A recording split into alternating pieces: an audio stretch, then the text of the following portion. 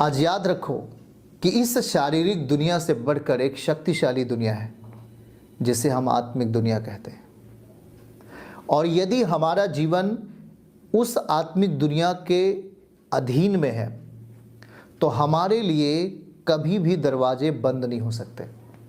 आपके बेटे बेटियों के लिए, आपके व्यवसाय के लिए, आपके कार्य के लिए, आपके सारे कामों के लिए कभी भी रास्ते बंद नहीं हो सकते। वो खुलते ही रहेंगे यीशु के जीवित नाम में, क्योंकि परमेश्वर आपकी मदद करेगा। हम इस दुनिया में जरूर रहते हैं, हम इस संसार में जरूर रहते हैं, लेकिन हम परमेश्वर के अधीन रहते हैं। हम खुदावन के अधीन रहते हैं, हम उस वचन के अधीन रहते हैं जो हमारी अगुवाई करता है, जो हमारी अगुवाई करता है।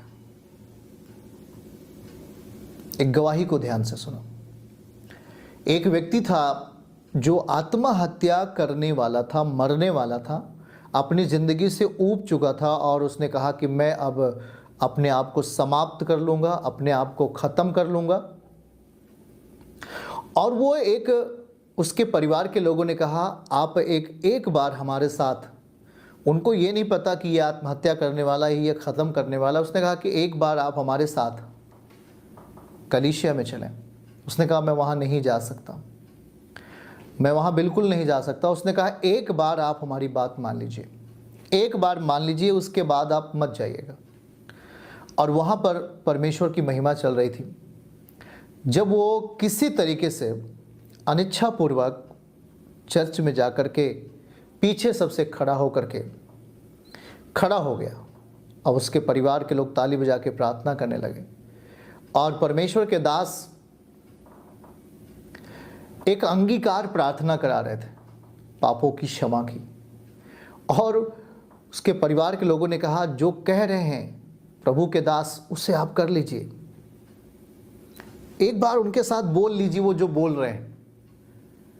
गुस्से में आकर के चलो ठीक है हम बोल लेते 2 मिनट।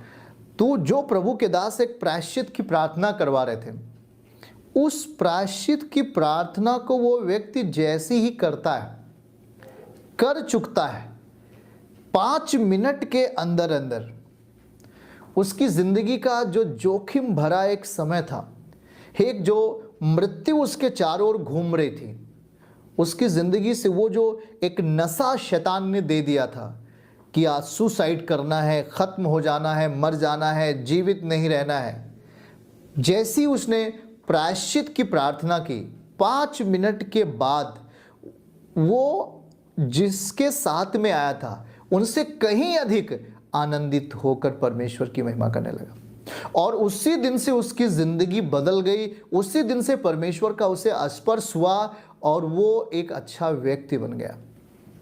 भाई बहन, मैं क्यों कह रहा हूं, आज अगर आप कलीसिया आते हैं, आज आप प्रभु के साथ समय व्यतीत करते हैं, आप बृहस्पतिवार आते हैं, संडे आते हैं, खुदावन के साथ समय व्यतीत करते हैं, तो ये विश्वास करो कि